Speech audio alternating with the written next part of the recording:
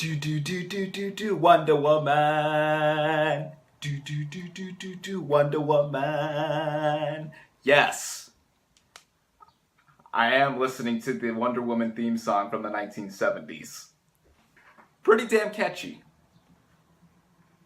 Alright, that's enough of that. Anyway, what is up everybody? Random Man here, bringing you my review for the highly anticipated Wonder Woman. Now the plot is of course based on the DC Comics character of the same name, as it follows Diana, Princess of Themyscira, aka the Amazonian goddess Wonder Woman, played by Gal Gadot, who encounters Steve Trevor, played by Chris Pine, an American pilot who crashes offshore Themyscira and tells Diana about the dangers of World War I, which drives Diana to leave her home and join Trevor to stop the war. Going into this movie, there was a lot surrounding it, to say the least. For one thing, this is the very first live-action theatrical film starring Wonder Woman. Yeah, she's never had a movie like this before, but it's also following the, let's say, divisive slate of films that we have gotten with the DCEU thus far. Now, to me, regarding the DCEU up until this point, I think Man of Steel is okay at best. Batman vs. Superman and Suicide Squad, on the other hand, they are messes of movies. Despite what I initially thought of them when I originally reviewed them last year, I was pretty generous for what I thought of them, but looking back, I think they are just lackluster films. So, Wonder Woman had to set something straight with this series. But even so, personally, I was still looking forward to this movie on some realistic level because we have never gotten a halfway decent female-led superhero movie either, which Wonder Woman had to take on as well. What I can say right off the bat with the titular character herself, Gal Gadot does an outstanding job as this character. She was easily one of the best parts of Batman vs. Superman when she was first introduced in that movie, and I also felt that Gadot's casting was warranted because I felt she was capable in the Fast and Furious movies that she was present in.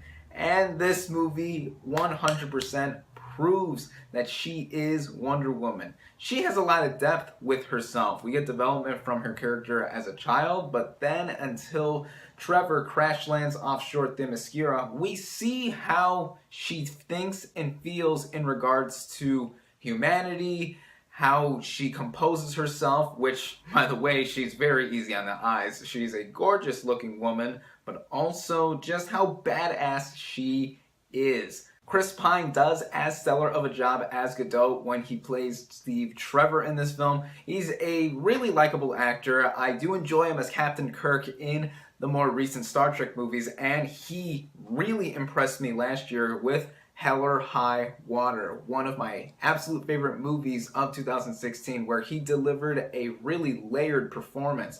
In Wonder Woman, not only is he as capable as Gadot in the action sequences, but their chemistry together is so synergetic. They have conflicting ideologies, but that doesn't make them very hesitant to work with each other, even if they think differently. Plus, I really ship them together when they have more intimate scenes that are really touching emotionally, but also feel really human. Other members of the cast do include Robin Wright, who plays Diana's aunt/mentor, who trains her to be as big of a warrior as she is on the battlefield. She does a superb job, and Connie Nielsen plays Diana's mother, and she is also a really capable fighter in this movie too. The women in this movie, in the first section of Themyscira, just all do incredible jobs with the action sequences, along with the acting from our main players. The writing in this film is noticeably set up differently compared to the rest of the DCEU that we have gotten.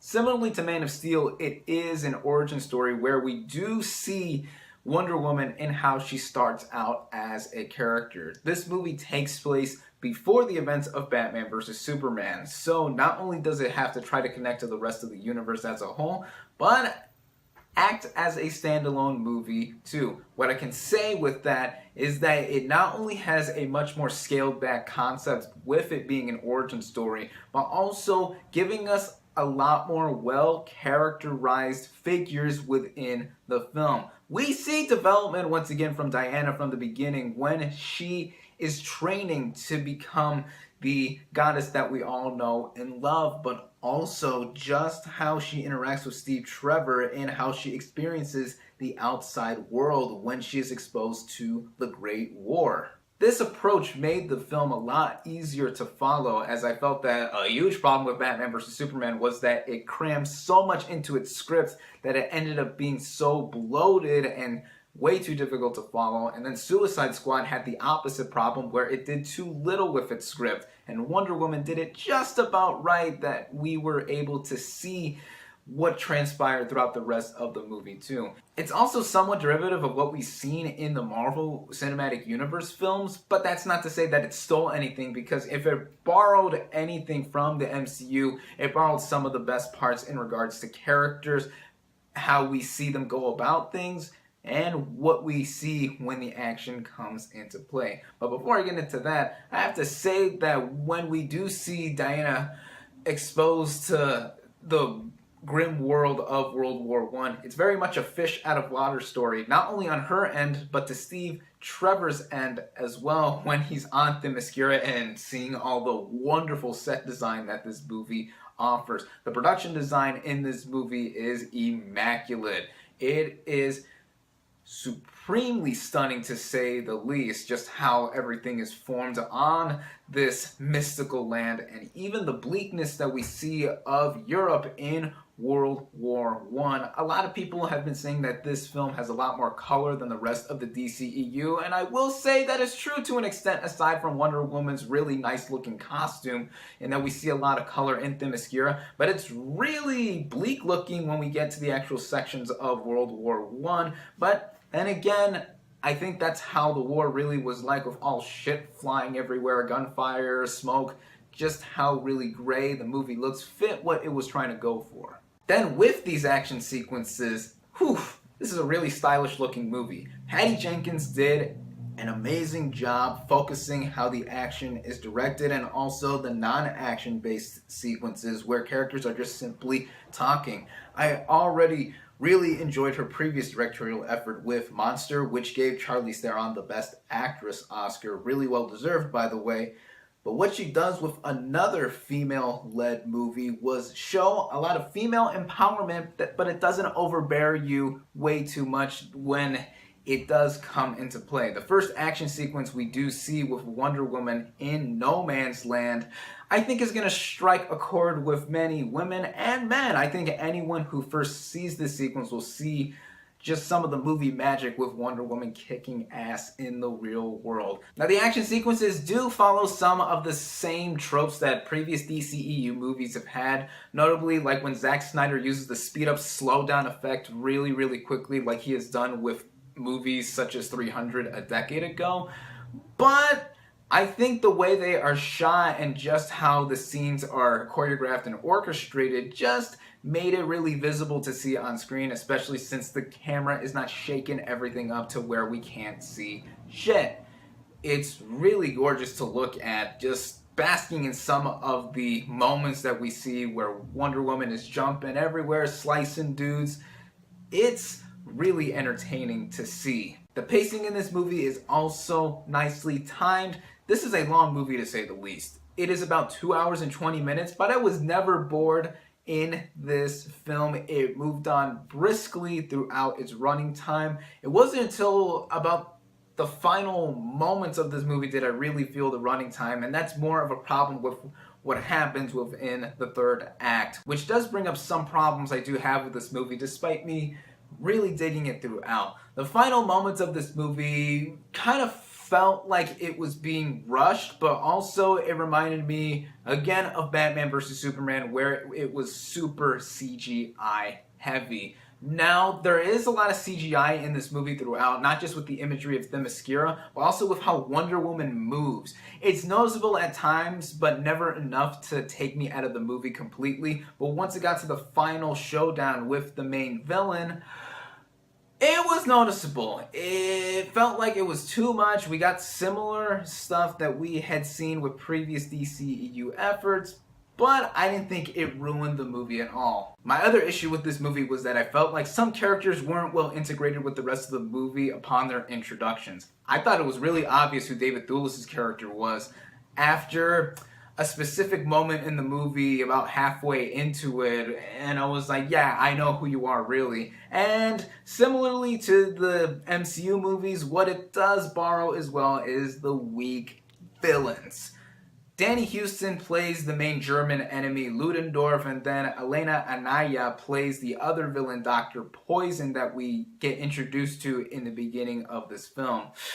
I felt that they were capable in the roles that they were given, but the scheme that they had was just really generic in its own structure, and then when it's used by the end of the movie, it stops for a moment, but then the movie somehow keeps going with what transpires in its final showdown. But taking these qualms into account with the bigger picture of this movie, I feel that overall it is undeniably a strong film. Definitely the strongest film in the DCEU thus far. I'm not just saying that to ride on the train that everyone's been saying, but also because what it has against the rest of the entries in the series is heart. There's real emotion at the center of it, on top of its well-developed characters and well-realized story. Patty Jenkins being the first female director to helm a big tentpole movie like this at over $100 million in budget is already such a huge feat on its own. What do I think of Wonder Woman in comparison to the rest of the superhero and comic book genre? Well, with it being a solid film undeniably, I don't think it is necessarily one of the best superhero movies ever made. I think a lot of people saying it has to do with hype and it being the best DCEU movie thus far, which I do agree, but when comparing it to other movies based on DC properties, of course the Dark Knight trilogy has already set up a high standard with itself, but what Wonder Woman does do in its own right is be an outstanding standalone superhero and comic book movie that still does have connections to the rest of the big DCEU as a whole. Despite Batman and Superman not being present at all in this film, 2017 has already been such a good year for comic book and superhero based movies thus far, with me really liking Guardians of the Galaxy Volume 2, Logan being one of my favorite films of 2017 thus far, and if you want to count the Lego Batman movie in that equation too, it also does really deliver. Of course it delivers, because I am Batman. Well, okay then. As for Wonder Woman, I cannot wait to see her kick more ass in the Justice League movie later this year, which I am now cautiously optimistic for, and for her film overall, I definitely recommend it. My final verdict for Wonder Woman is 4 out of 5 stars. Thank you all, as always, for watching. Be sure to like this video, comment on what you thought of Wonder Woman, subscribe to my channel for more, and I'll catch you on the next movie review.